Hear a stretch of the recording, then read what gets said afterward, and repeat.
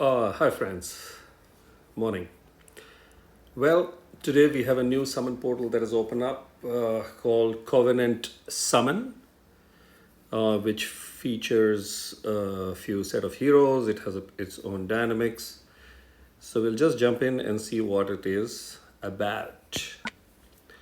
So there are 6 featured heroes over here.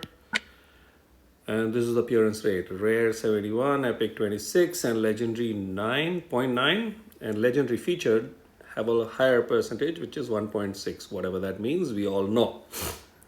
But the important factor is, and then obviously the legendary hero of the month is 1.3. The good part over here is there are 6, and there are good 6 heroes. When I look at it, at least Pengi we already know.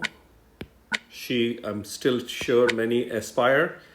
The 2 new heroes, which I will quickly go through, and then heroes, 1 hero of the month Silveria, and then Caitlyn, who is good.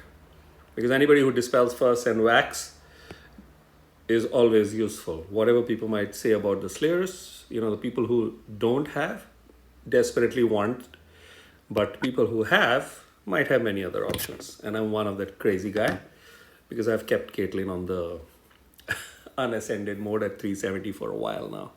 But her turn is going to come soon. So, also, just quickly, there will be a quest. Obviously, not now, but I think the next time the Covenant Summon comes, there will be a quest in which you can get these coins. I by mistake pressed it. And I got the first hero that came. Okay, sorry. I wanted to just show that this Covenant coin is going to come in. But okay.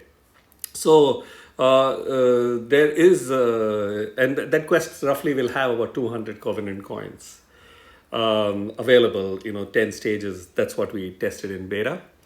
Now, one point, obviously, which bugged us there also, and we gave feedback that 400 gems really doesn't make any amount of sense. So, it is like, because the heroes that are available, are like the regular ones with a little bit of a mix. So, and plus, when we look at seasonal and various other summons, it's 350 or 300 at max. What does this chest have? This chest does not have, it has trainer heroes, master trainer heroes, and food bundles. So for that, 400 is absolute bullshit. That's my personal opinion. If there were Ascension, chance of 4-star Ascension mats, one could still think about some logic. And 220 chests is for basically those fellows who will be chasing and cribbing also constantly. But okay. Let's skip all that. We go into the 2 new heroes that have been featured over here. So we go into this hero that is fast speed fire hero, Cleaver. Barbarian, Monster Hunter family. Bonus is for 2, 3, 4, 5 heroes, you basically get an attack up. So it would be nice to have it for 1 also. Let's see, they might come back. Which means, this will go up naturally upon the first fire. Passive. When this character casts their special skill, they give a hunter's mark on the random enemy. The target receives 150 damage over 3 turns. So that's like 50 per turn whack. If target already has this effect, the duration will be refreshed and the damage will be increased by 150. And it can go. So it's basically stacks. Suppose there's already a hunter's mark, and then again happens another hunter's mark. It keeps stacking. And the second passive. The character has 10% chance to drop the direct damage received from special skills to 1. So a little bit of a thing like Black Knight. And even I think the gargoyles, where for a certain number of turns, depending on the speed of the gargoyles, the damage drops to 1. So this one has a 10% chance. We go forward and look at the stats. Just seeing them, they're like crazy, which is high attack, high defense, and high HP, which means the hero is designed tanky, because if this is the base stack, it is clearly tanky. Deals 100 damage to all enemies at fast speed. Summons a bone trap find for all enemies. The find damages 45% attack every turn, and that damage increases by 8% each turn up to a maximum of 93, which is like superb. So hit all, which is not very crazy, but still, I mean, I see similar, not exact, but a similar logic like a Frigg, that there is a base, or an Odin, where there is a base damage to all, and then there is something that happens which damages. Also, the bone trap find absorbs healing, which is the third type of a damage. And the fourth thing is all enemies get minus 32 attack and further 5% decrease every time they for 4 turns, which means it can go up to minus 52.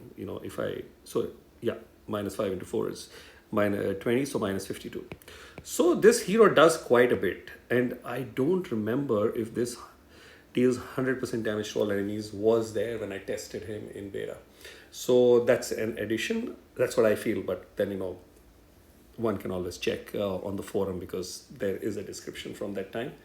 So, and I think I did the beta of these fellows. So, whatever, it doesn't matter. That 100% damage to all enemies has actually been an improvement, because that makes this hero even better. Otherwise, I used to find him to be mediocre and more of a tile damager and a find guy, but at fast speed, that has its own impact. So I see he's doing 4 things with high base stats. Well, seems like a good hero, because direct damage and damage over time, and stealing health, which is again damage over time and reduces the attack from the opposite side, which again is in certain way prevention over time. So as a combo, he'll survive more, his fast speed, he'll fire more. So good hero, worth whacking and picking up. Let's go to the second fellow, who is slow speed, holy hero. Monk class, we know the benefits of monk class. This is the same bonus 2, 3, 4, 5. There is an attack, passive, the same. That when this character casts their special skill, there's a hunter's mark on the random enemy. It can go up multiple times, stacks up to a maximum 1500 damage in total. Passive, again the same, 10% chance to drop the direct damage received from special skills to 1. And he is extra tanky, but still fantastic stats. The 788 in just one emblem node crosses 800, so I'm assuming that it's n plus. If the two fellows right now, there are 2, so that's difficult. But so 788, 828, and 14. So again tanky. What does he do? Wild Cleave. Deals 325 damage to all enemies. All enemies receive 448 bleed damage over 4 turns, which is a significant. Against dark characters, this status effect becomes uncleansable and lasts 2 turns extra. So you will, it's a dissuasion from taking darks, otherwise you're dead. But then he's slow, so there is a chance. But with troops and various other dudes, this slow can become a little faster. Now what else he does apart from the bleed damage is all enemies get minus 75 decrease for any healing received for 4 turns, and against dark it's uncleansable and 2 turns extra. All enemies also get minus 35 accuracy for 4 turns, chance to miss, blah blah blah, and against dark it is extra. Deals extra damage against dark, so this guy does a lot. Tanky, we might be seeing the return of holy tanks. Holy flanks for sure have been there, but it could be holy tanks. He will be a nightmare in rush. So Malin at this particular moment is limited, but when you look at it, direct damage, bleed damage, reduced healing, which is in its own kind of a way damage, because opposite fellow is not able to come to full health. Then reduces accuracy, which is a damage, and applies as an offensive special skills, and deals extra damage against dark. So if there is a dark, this 325 and this bleed, all these things go higher. So again, a crazy good hero. Obviously the con job is that he's slow speed, but slow speed need not make the hero bad. I think we all know that only too well. So there is a 4-star hero, I remember. Yeah, that's a 3-star hero, Dawn. Cleric. This is basically the same. So for a 3-star that's available now, these stats are fairly decent. Average speed, summons. Okay, there's no direct damage that's been added over here. Summons a howling owl minion for the caster and nearby allies with 10 HP and 20 attack. Each hit from the owl minion reduces the mana of the target by -6%. So this was a little higher. I think -8 it was. It's been reduced, which is, we now have an ice 3-star Lady of the Lake. Reduces mana of the target. Caster and nearby allies get plus 54 defense against special skills and cleanses status ailment from the caster and nearby ally. So I remember using Dawn to basically reach, I think, level 5. And the big help came from these minions that level 5 of the quest. So I basically cleared level 5 of the quest, which had 4,000 HP requirements, team power requirements, and using only the 3-star and the 4-star. But the big help came from Dawn and the minions, because the opposite heroes just couldn't charge up and fire. I had loaded the minions big time. So that was fun. So excellent fellow, worth getting. I would have loved that he had popped up.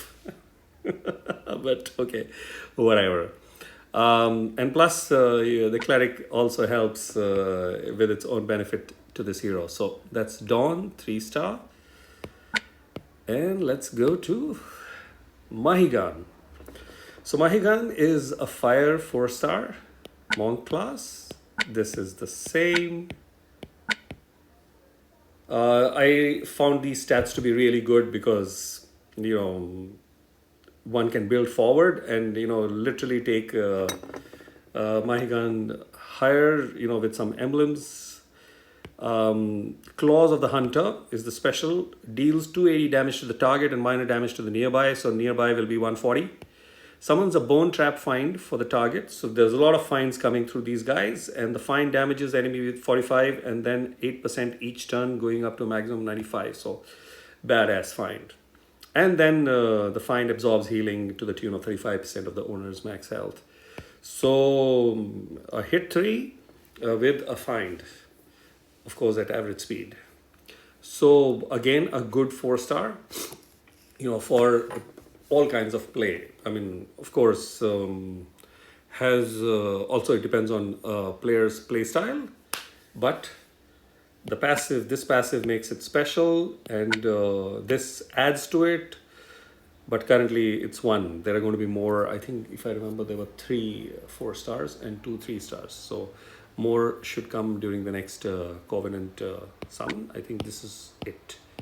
I can't seem to find more. Nope. So that's about it for all the Monster Hunter family heroes. I needed to go and check the exact name. And I hope this discussion is useful, and wish you the best, and see you in the next video. Cheers.